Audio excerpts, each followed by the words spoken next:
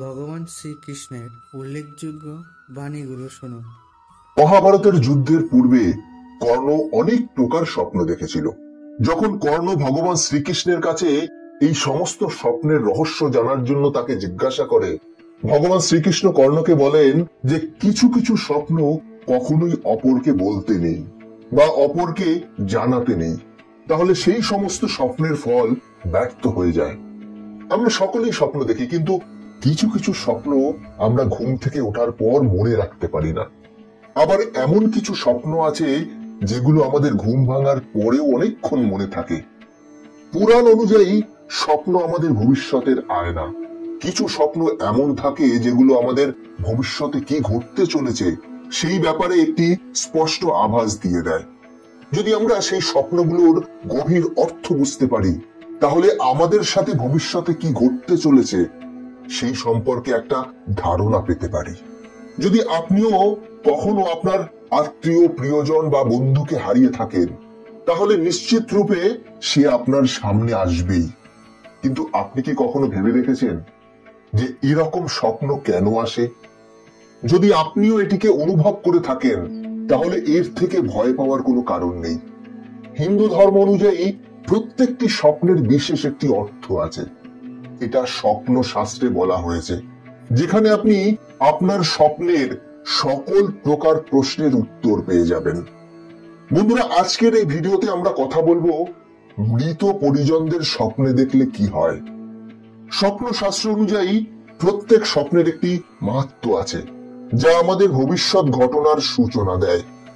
এই স্বপ্নগুলির মধ্যে কিছু স্বপ্ন আছে যা আমাদের এমন কিছু সংকেত দেয় যার ব্যাপারে আমাদের জানা অত্যন্ত আবশ্যক।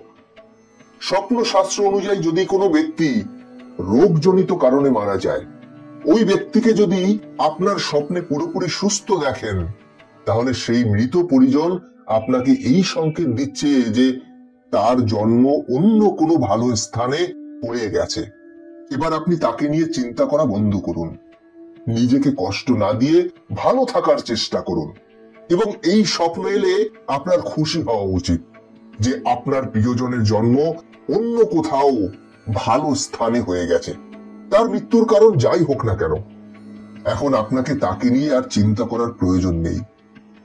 আবার যদি কোনো সুস্থ ব্যক্তির অকাল মৃত্যু হয়ে যায় এবং সে যদি আপনার স্বপ্নে অসুস্থ রূপে দেখা দেয়, তাহলে স্বপ্নশাস্ত্র অনুসারে মৃত ব্যক্তি আপনাকে কোনো ইচ্ছার ইঙ্গিত দিচ্ছে, যেটা বোঝার চেষ্টা আপনার করা উচিত।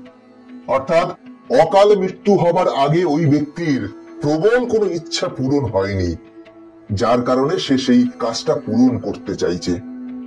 যদি আপনি তার এই অসম্পূর্ণ ইচ্ছা পূরণ করতে চান বা পারেন, তাহলে পূরণ করার চেষ্টা করুন। এরকম করলে মৃত ব্যক্তির আত্মা শান্তি পাবে এবং তার প্রভাব আপনার পরিবারের সুখ সমৃদ্ধির উপর পড়বে। কিন্তু আপনি যদি সেই মৃত ব্যক্তির ইচ্ছা জানা সত্ত্বেও পূরণ না করেন, তাহলে হতে পারে আপনার পরিবারে কোনো সংকট আসতে পারে। বন্ধুরা, আপনি যদি কোনো জীবিত ব্যক্তিকে স্বপ্নে মৃত দেখেন এবং ভয় পেয়ে আপনার ঘুম ভেঙে যায়, তাহলে এর অর্থ একদমই বিপরীত। ওই ব্যক্তি বা প্রিয়জনের আয়ু আরো বৃদ্ধি পেয়েছে। এই ধরনের সংকেত দীর্ঘায়ুর সংকেত। বন্ধুরা, আপনারা হয়তো অনেকেই অনুভব করেছেন যে আমাদের স্বর্গবাসী মৃত পরিজন স্বপ্নে আসে কিন্তু কোনো কথা বলে না, আমরা তার সংকেতকে বুঝতে পারি না। আপনাদের বলে রাখি, স্বপ্নশাস্ত্র অনুসারে এই ধরনের স্বপ্ন আমাদের এই সংকেত দেয় যে মৃত পরিজন আমাদের জীবনের চলার গতিবিধি থেকে আমাদের সতর্ক করতে এসেছে। এর কারণ এটিও হতে পারে যে আমরা কোনো খারাপ কাজ করতে যাচ্ছি অথবা খারাপ কাজ করার কথা চিন্তা করছি। স্বপ্নশাস্ত্রে এটিকেও ব্যাখ্যা করা হয়েছে। স্বর্গবাসের মৃত পরিজন আমাদের স্বপ্নে আসেন এবং মৌন অবস্থায় আশীর্বাদ দিয়ে চলে যান। তাহলে এটি বোঝা যায় যে আপনি যে কাজটা করছেন বা করার কথা ভাবছেন, আপনি তাতে সফল হবেন। আবার যদি আপনার মৃত পরিজন স্বপ্নে উদাস থাকেন, তাহলে ধরে নেবেন যে সে আপনার কাজে খুশি নন। তাহলে ওই কাজ আপনার কিন্তু করা উচিত নয়। এই কার্য আপনার জন্য অশুভ হতে পারে, কেননা আমাদের মৃত পরিজনদের কাছে স্বপ্নই একমাত্র উপায় যার মধ্য দিয়ে তারা সংকেত দিতে পারে। কিন্তু ওই সংকেতগুলিকে আমরা না বোঝার কারণে অনেক ভুল করে বসি। বন্ধুরা, অনেক সময় আমরা এমন কিছু সংকেত দেখতে পাই যেখানে মৃত পরিজন আমাদের স্বপ্নে এসে কিছু জিনিস চান, কিন্তু মুখে কোনো কথা বলেন না। যেমন আমরা আভাস পাই যে তারা নির্বস্ত্র, অর্থাৎ আমরা তাদেরকে স্বপ্নে নির্বস্ত্র ভাবে দেখতে পাই, অথবা তাদের পায়ে কোনো জুতো দেখতে পাই না, বা তারা ক্ষুধার্ত। যদি আপনিও এরকম আভাস পেয়ে থাকেন, তাহলে স্বপ্নশাস্ত্র অনুসারে এটা এই সংকেত দিচ্ছে যে যে বস্তুটি দেখতে আপনি পাচ্ছেন না, সেই বস্তুটি কোনো ব্রাহ্মণকে অথবা কোনো মন্দিরে দান করুন, অথবা গরিব দুঃখীদের দান করুন। এবং সেই দান করার সময় কিন্তু সেই মৃত ব্যক্তির ধ্যান করতে ভুলবেন না, এবং প্রার্থনা করে বলুন যে আপনার দেওয়া সব জিনিসগুলি তিনি যেন পেয়ে যান। এরকম করলে তিনি প্রসন্ন হবেন এবং আপনার সমস্ত মনস্কামনা পূর্ণ হবে। স্বপ্নশাস্ত্র অনুসারে যদি কোনো ব্যক্তিকে অনেক দূরে বা আকাশে দেখতে পান, তাহলে সেই স্বর্গগামী ব্যক্তি আপনাকে এই সংকেত দিচ্ছে যে তিনি মোক্ষ লাভ করেছেন এবং তিনি স্বর্গ থেকেই আপনাকে আশীর্বাদ করছেন।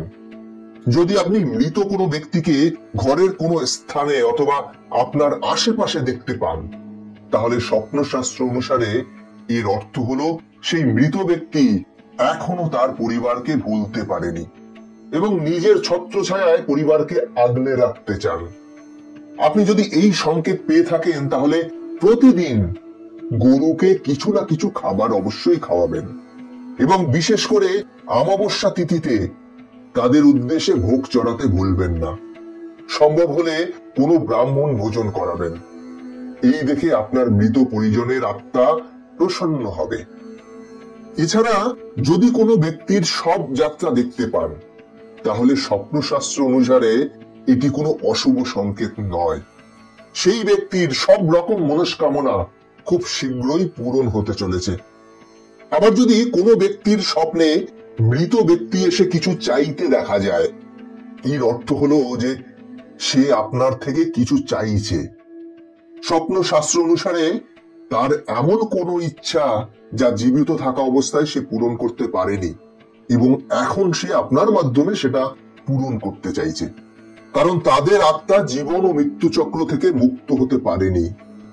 স্বপ্নে যদি কোনো ব্যক্তিকে আপনি খুশি হতে দেখেন, এর অর্থ হলো আপনার ভবিষ্যতে আসার সময় সুখের হবে।